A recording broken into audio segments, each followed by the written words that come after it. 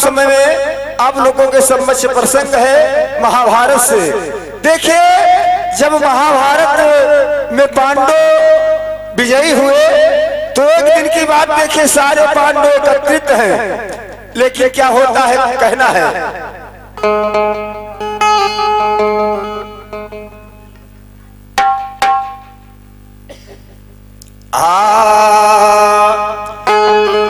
खेल तेरे अजब मुरली वाले, खेल तेरे अजब मुरली वाले, आज तक पार कोई न पाया।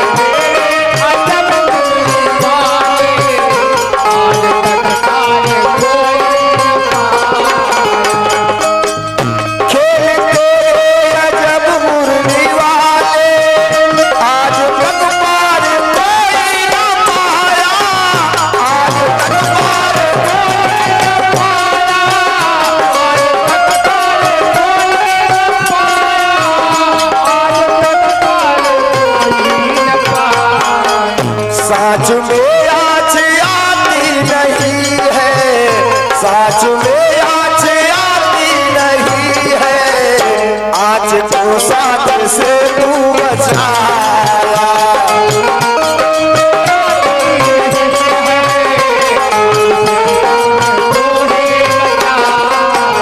साच में आज आती नहीं है, आज तो साथ से तू बचाया।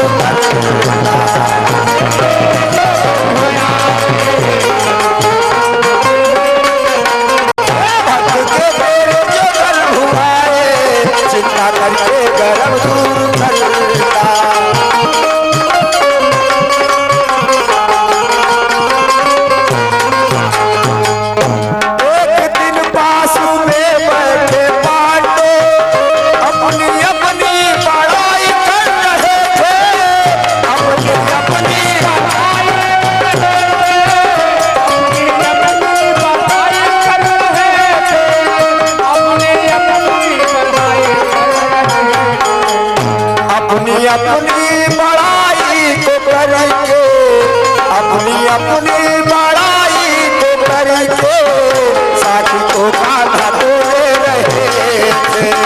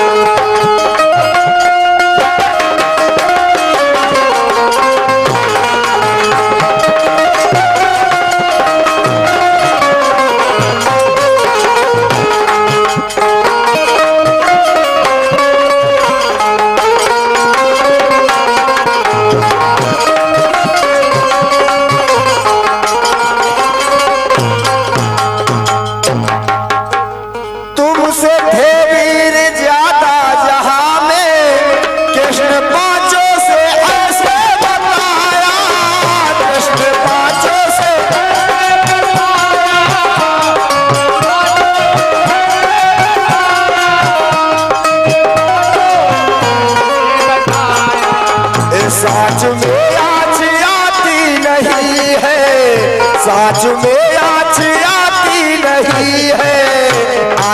साथ से तू बता।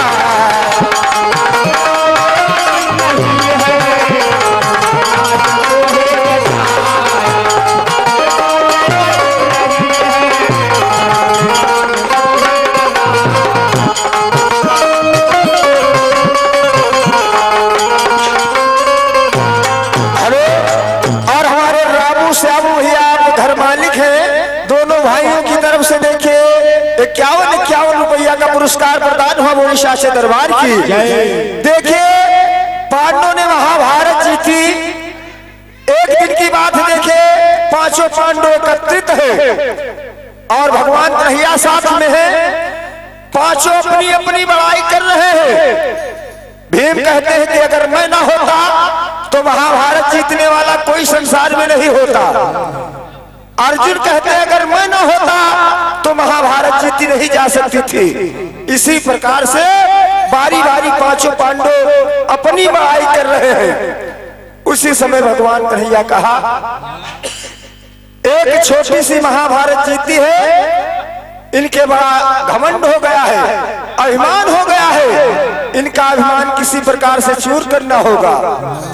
आज देखिए भगवान कन्हैया कहा, इस संसार में तुमसे महान महान योद्धा हुए हैं, आप एक छोटी महाभारत जीती है। आप समझते कि मेरे समान वीरता में संसार में कोई नहीं है। भगवान कन्हैया कहने लगे, महान महान योद्धा तुम्हारे इस संसार में हुए हैं। उसी समय देखिए पांचों पांडव मतलब क्रोध में आ जाते हैं कि हे भगवान, हमको चल करके दिखाओ कि हमसे बलवान इस संसार में योद्धा कौन हुए हैं। लेकिन कभी को टेरी के भाव में कहना पड़ा, क्या? अरे राम मुरारी से सतधारी जी कहे, मुरारी से सतधारी जी कहे, गद गद हुए गदाधर हंसते बंसी धारी। मुरारी से सतधारी जी कहे,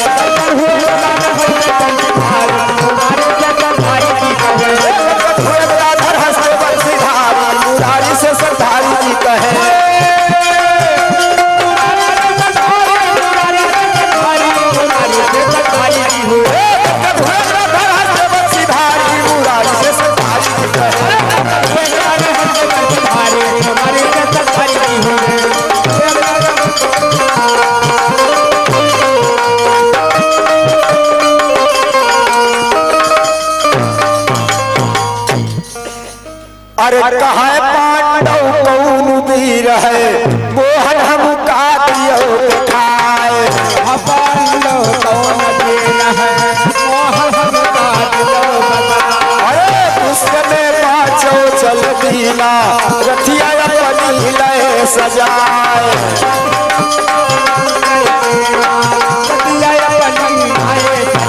अरे घमंड में लखी पांचों भाई, हंसो ठट्ठा।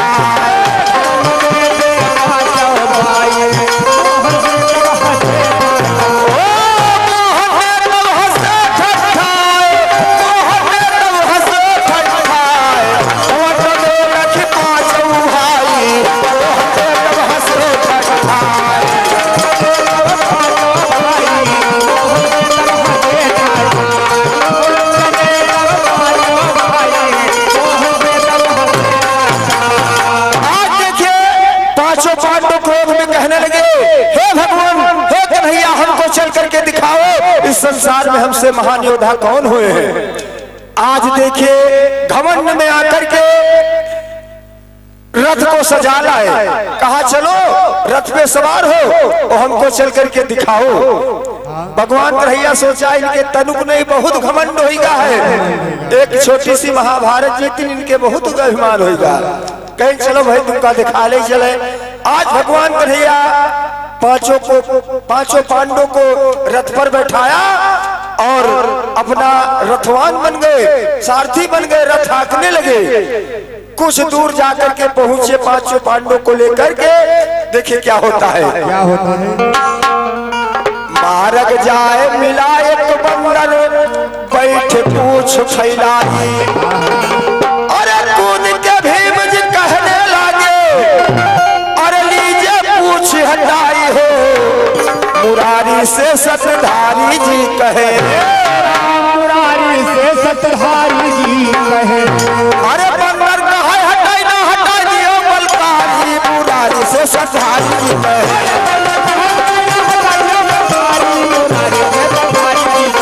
बंदर कहे हटाई ना हटाई दियो बलकारी, मुरारी से सतधारी जी कहे।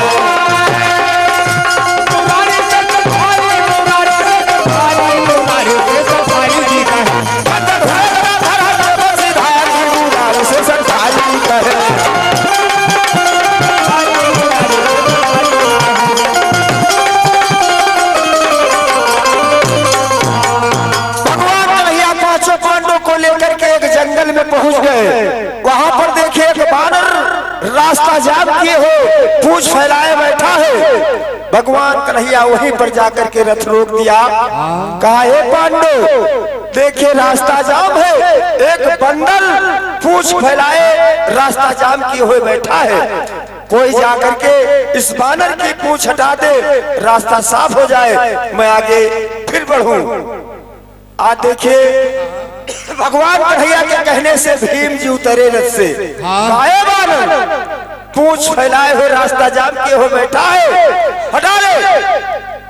आज देखिए वो हनुमान जी थे। काहे प्रभु, हे भीम जी, मेरा इतना शरीर बूढ़ा हो गया, मैं इतना बूढ़ा हो गया हूं कि मेरे इतनी ताकत नहीं है कि मैं अपना शरीर पूंछ हटा लूं अपनी पूंछ। अगर आप जाना चाहते हैं तो मेरी पूंछ हटा दे, तुम्हारी रास्ता साफ हो जाएगी, आप चले जाएं।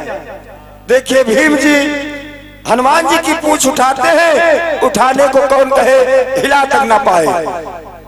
एक भाव में कहना है,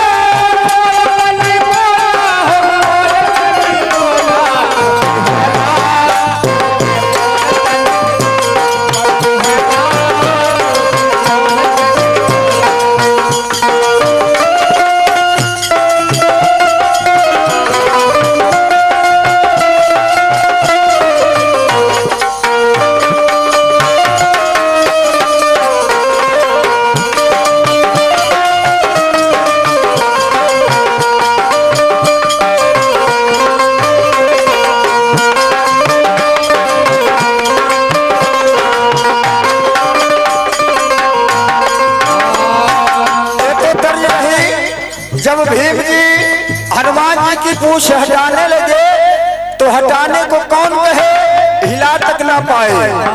कहना इसी भाव में, अरे काल रहिया में हो, काल रहिया में बंदरवा बंदरवा होइगा काल रहिया में, होइगा काल रहिया में, बंदरवा होइगा काल रहिया।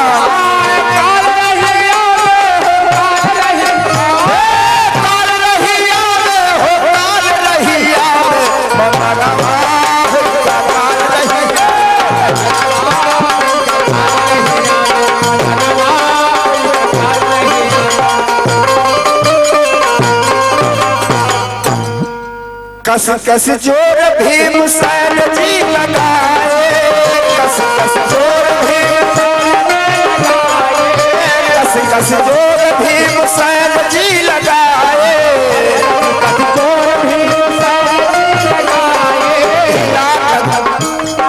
हिला ना सके पूछी मन मान जाए, हिला ना सके पूछी मन मान जाए, हिला ना सके पूछी मन मुखरिया मुखरिया भैले लाल रहिया में, मुखरिया भैले लाल रहिया में।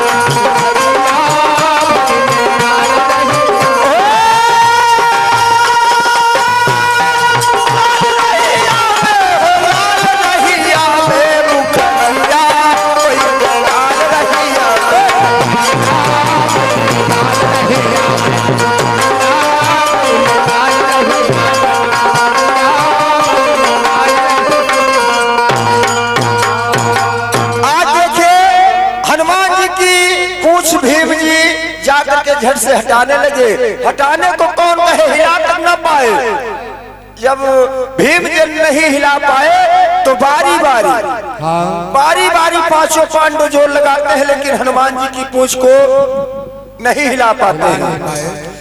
बारी बारी मिली जोरवा लगाए, बारी बारी मिली जोरवा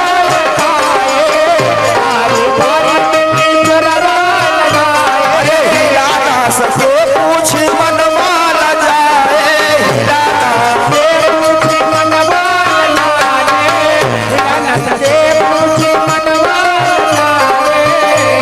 कन्हैया कन्हैया देखे हाल रहिया, कन्हैया देखे हाल रहिया, कन्हैया देखे हाल रहिया, ओ हाल रहिया में हो हाल रहिया में हो हाल रहिया में, कन्हैया देखे हाल रहिया में।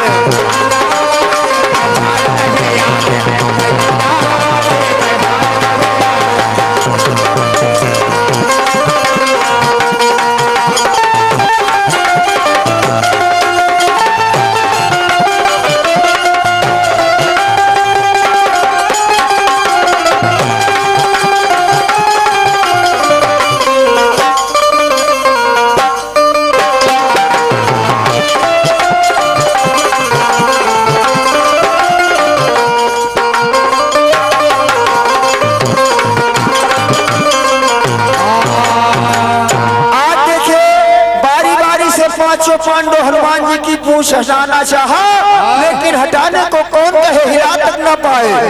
भगवान कन्हैया सारा करिश्मा देख रहे, कहते हैं वाह पांडव, एक महाभारत जीती है, बड़ा अभिमान है, वाह बलवानो। एक बानर की पूंछ आप लोगों से नहीं हट रही है। लेकिन पांचों पांडव देखिए मन में विचार करते हैं। क्या मन में विचार करते हैं? भाव में कहना है,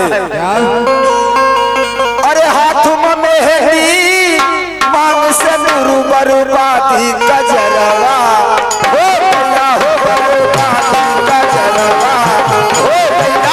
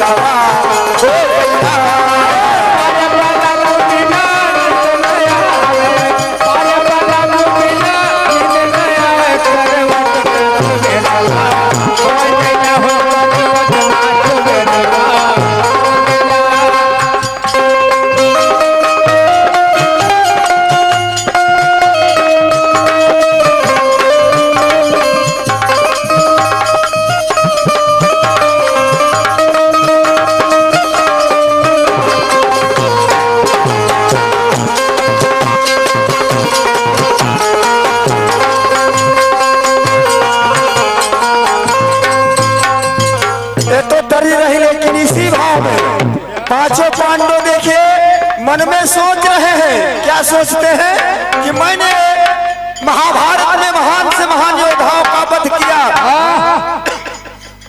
लेकिन एक बनरे के पूंछ नहीं उठ रही है। क्या सोचते हैं? सोच रहे पांचों भाई, सोच रहे पांचों भाई, यह बचिया पहरवा हो गया, हो रहा बचिया पहरवा हो गया। पांचों भाई सोच रहे पांचों भाई, यह बचिया पहरवा हो गया, यह बचिया पहरवा हो गया। सोच रहे पांचों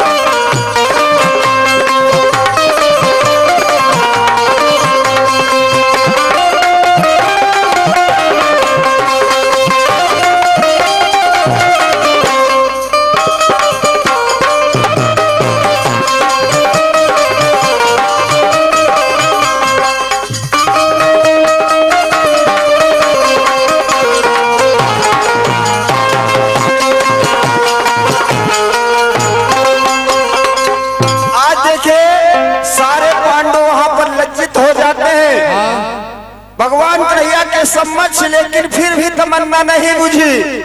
पांचों पांडव कहा, हे भगवान, हमका कह रहा हूँ बड़े बड़े योद्धा देखे जो तुमसे महान महान योद्धा हुए हैं, वही कहाँ है? भगवान कन्हैया कहला कि एक वानर की पूछ नहीं उठा पाए, लेकिन अभी उनके तन को कुछ फर्क नहीं आवा है शरीर पर। लज्जित हो गए, लेकिन फिर भी अभिमान में शूर है। आज देखे कहते हैं हमका वही बड़े बड़े योद्धा दिखाओ चले। पांचों पांडवों को भगवान बिठाल करके चल देते हैं, कहते हैं चलो भाई तुमका बड़े बड़े वाले दिखाई चले। आज चल देते हैं। पांचों पांडव रथ पर बैठे बैठे परेशान है, लेकिन वो बड़े बड़े योद्धा उनका नहीं दिखाई पड़े। भगवान कन्हैया से पूछ रहे हैं पांचों पांडव, लेकिन एक तर्ज में कहना है, अरे गोरखी पता रखी रे, गोरखी पता रखी रे, मारे गुललवा जिया में गड़ी गड़ी गाए।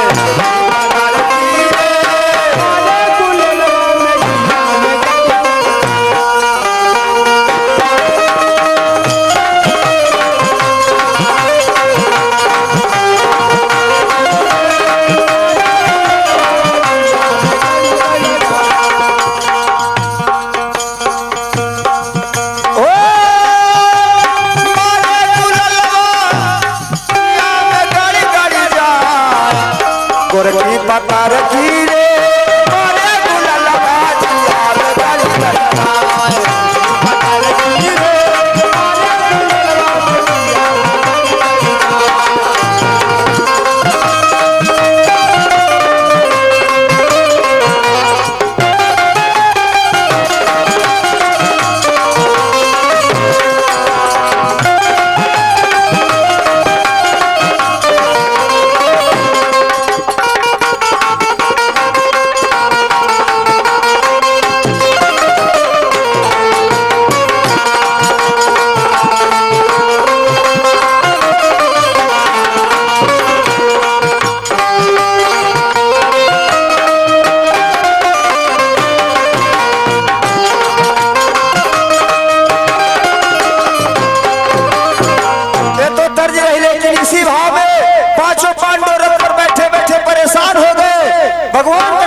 पूछ रहे कि वही बड़े बड़े वीर कहाँ हैं, हमका क्यों नहीं दिखा रहे हो? चल करके दिखाओ। क्या कहते हैं?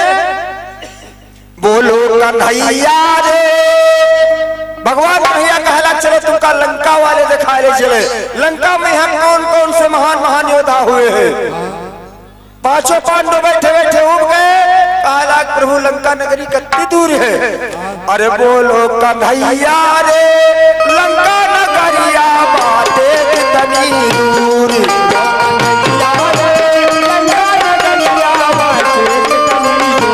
बोलो कन्हैया रे, लंका नगरिया बाटे कितनी दूर।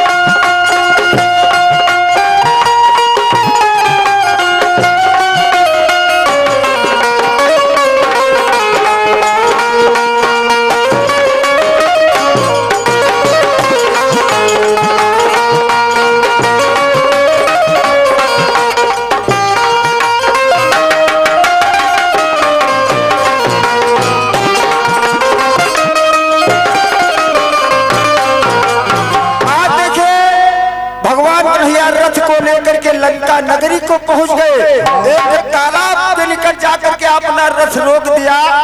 पांडवों ने कहा है प्रभु यहाँ पर रथ आप क्यों रोक दिए? भगवान कन्हैया कहा देखे जो सामने तालाब दिखाई दे रहा है उस तालाब में सफेद सफेद वो देखिए पुष्प दिखाई देता है। कोई तुमसे जाकर के उस पुष्प को ले आए, मैं उस फूल का पूजा करूंगा। आज देखिए भगवान कन्हैया के कहने से भीम जी कूद पड़े फूल लेने के लिए, लेकिन देखिए क्या होता है पहपट में कहना है। अरे कूद पड़े झट भीम सन बल धरिया वही पोखरा में। अरे कूद पड़े झट भीम सन बल धरिया वही पोखरा में। और लगे डूबने करने लगे गोहरिया वही पोखरा में। लगे डूबने करने लगे गोहरिया वही पोखरा में।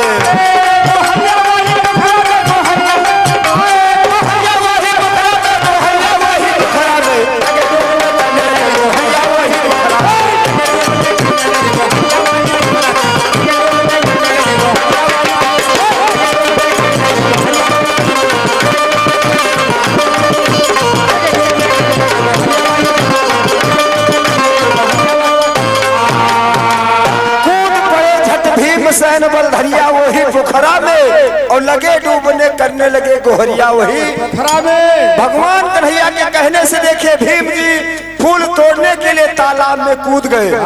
जो ही कूदा तो देखे तेरे ऊपर आवे जाला बूढ़े लाग।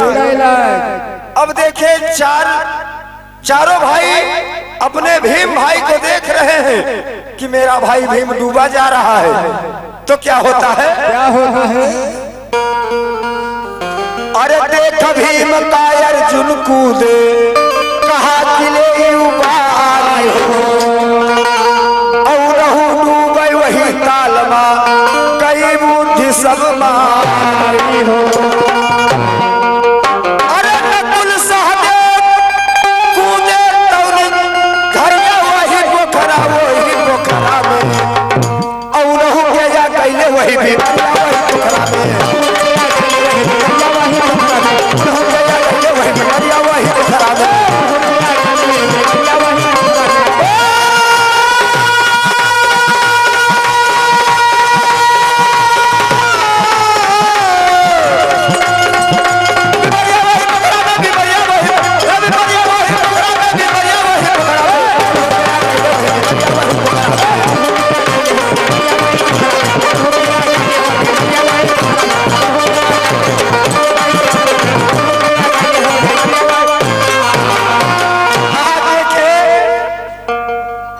अर्जुन देखा कि मेरा भाई भीम डूबा जा रहा है तालाब में।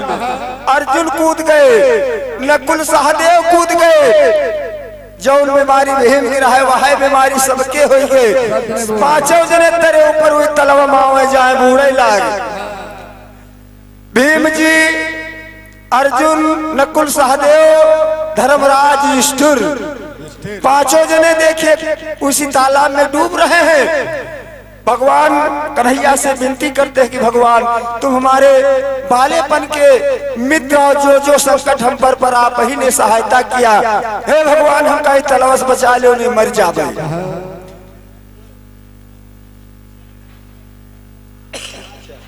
और देखिए पांचों लोग डूब जा रहे हैं, लेकिन भगवान कन्हैया से विनती करते हैं कि हे भगवान हमको किसी प्रकार से इस तालाब से हमको बचा लो। भगवान कन्हैया अपना दायां हाथ बढ़ाया और पांचों पांडवों को जाकर के घसीट के बाहर ले आए। देखिए हमारे चैनल का नाम है Lalit video studio. Lalit video studio हमारे चैनल का नाम है भैया, ललित वीडियो स्टूडियो।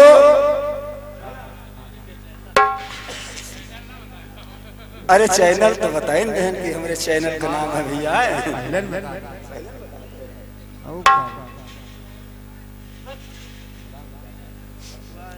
आज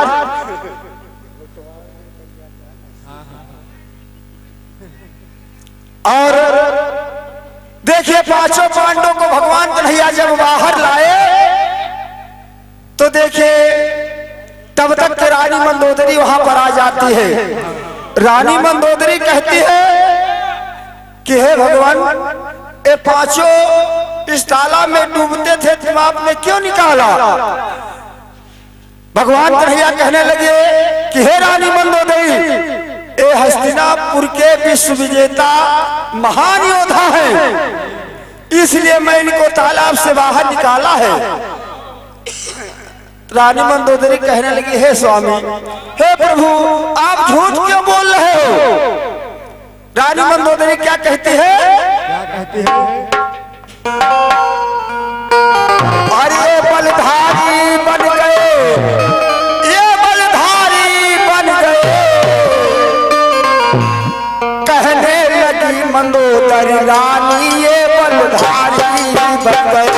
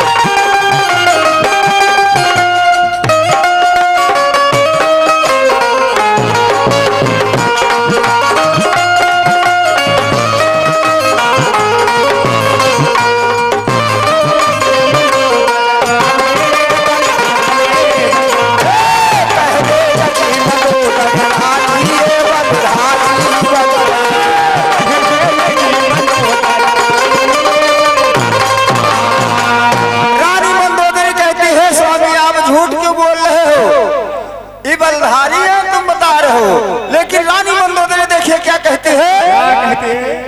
अरे जिसको समझा फूले पांचों, ओ बलुमा कै पगड़ी, अरे जिस पोखरा में पांचों डूबे, अरे वह देवरा कै खोपड़ी, अरे झूठ कहिला तुम मुरारी, ये बलधारी बन गए।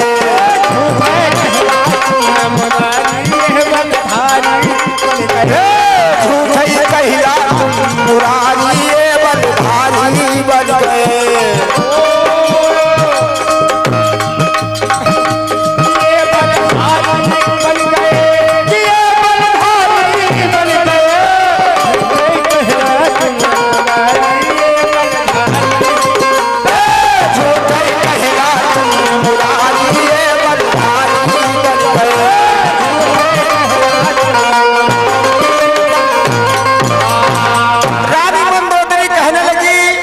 जिसको ये पांचों पांडव फूल समझा, वो मेरे स्वामी की पगड़ी थी, और जिस पोखरा में, जिस तालाब में पांचों डूब रहे थे, वो मेरे देवर कुंभकर्ण की आधी खोपड़ी थी।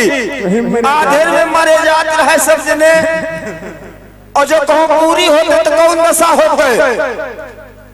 भगवान तू बताओ ती बलधारी है, हम न मानव, आधेर खोपड़ी में मरे जाते रहे। तब तक के देखे रानी मंदोदरी फिर क्या कहती है? अरे जिस बंदर की पूछे पांचों, अरे जिस बंदर की पूछे पांचों, नहीं हिला है पाई, अरे उस बंदर को लालन मेरा, अरे बाधिलन कलई आई, और जिसने किया है लंका जारी, बलधारी बन गए।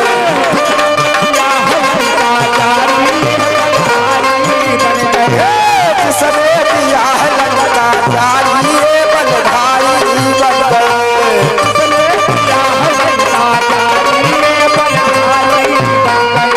ये बलधारी बन गए, ये बलधारी बन गए, कहने लगी मंदोदरी रानी, ये बलधारी बन गए।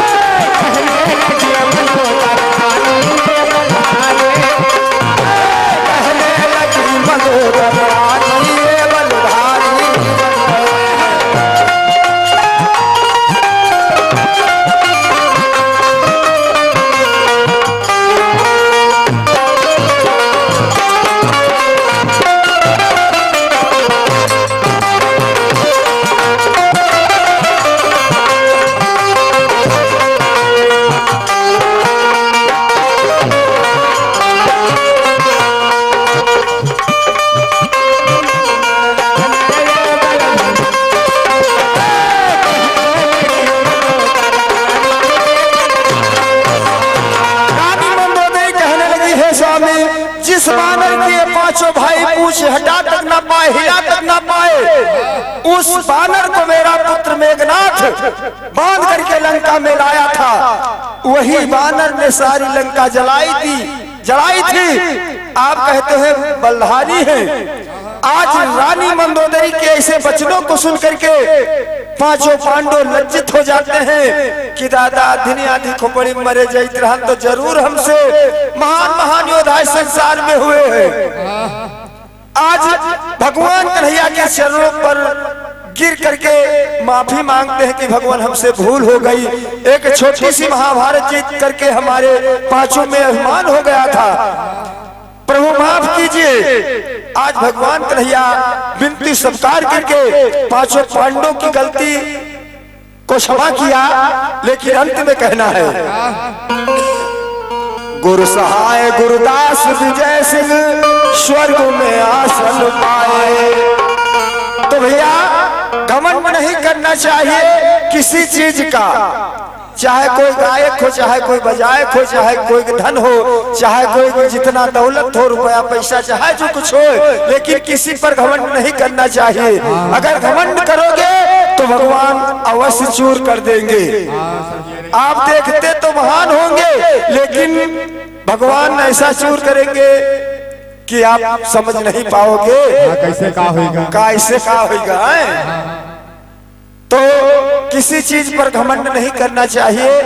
ये प्रसंग रहा, लेकिन अंत में कहना है गुरु सहाय गुरुदास विजय सिंह स्वर्ग में आसन पाए। अरे कथन करे कवि राम नरेश अटल प्रेम दर्शाए हो।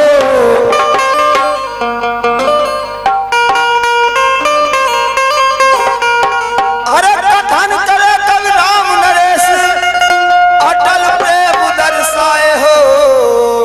मोहन की सुन के ऐसी बतिया,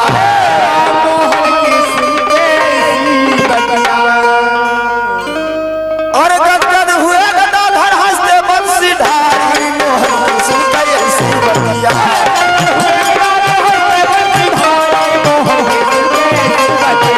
गदगद हुए गदाधर हंसते बंसी धारी। मुरारी से सतारी जी कहे,